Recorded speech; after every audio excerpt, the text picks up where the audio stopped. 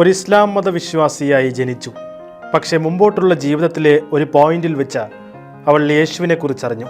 ആ ബോധ്യങ്ങൾ അവളെ ഒരു ക്രിസ്തു വിശ്വാസിയാക്കി മാറ്റി.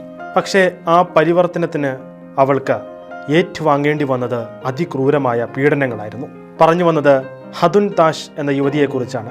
ക്രിസ്തു വിശ്വാസം സ്വീകരിച്ചപ്പോൾ മറ്റ് ഇസ്ലാം മതവിശ്വാസികളിൽ നിന്നും മർദ്ദനമേറ്റത് സൗദി അറേബ്യയിലോ അഫ്ഗാനിസ്ഥാനിലോ അല്ല, അത് ബ്രിട്ടനിൽ വെച്ചായിരുന്നു.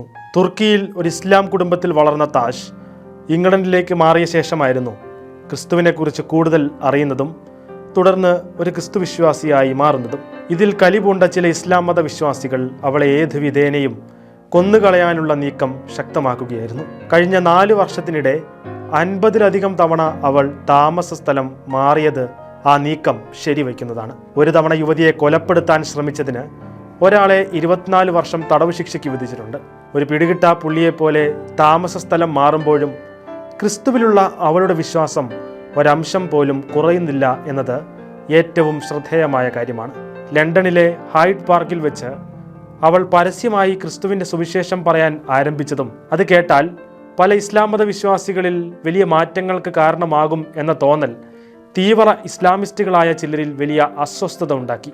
അതുകൊണ്ട് തന്നെ അവളെ കൊലപ്പെടുത്തുക എന്ന ചിന്ത മാത്രമേ അക്കൂട്ടർക്കുണ്ടായിരുന്നുള്ളൂ. 3 വർഷം മുമ്പ് ഹദുൻ താഷിന്റെ മുഖത്ത് ഒരാൾ കത്തികൊണ്ട് കുത്തിയിരുന്നു. അത് ചെയ്തയാളെ ഇതുവരെയും പോലീസിന് പിടികൂടാൻ സാധിച്ചിട്ടില്ല.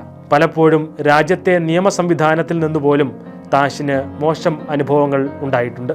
യേശുവിനെക്കുറിച്ച് ഒരു സ്ഥലത്ത് പ്രസംഗിച്ചതിന് അനധികൃതമായി പോലീസ് താഷിനെ അറസ്റ്റ് ചെയ്ത ഒരു സംഭവവും നടന്നിരുന്നു. എന്നാൽ ഇത്തരം അനുഭവങ്ങൾക്കിടയിലും ദേവാലയത്തിൽ പോവുകയും ദിവ്യബലി അർപ്പിച്ചും യേശുവാണ് സത്യദൈവമെന്ന് കൂടുതൽ ശക്തമായി അവൾ പ്രഘോഷിച്ചു കൊണ്ടിരിക്കുകയാണ്.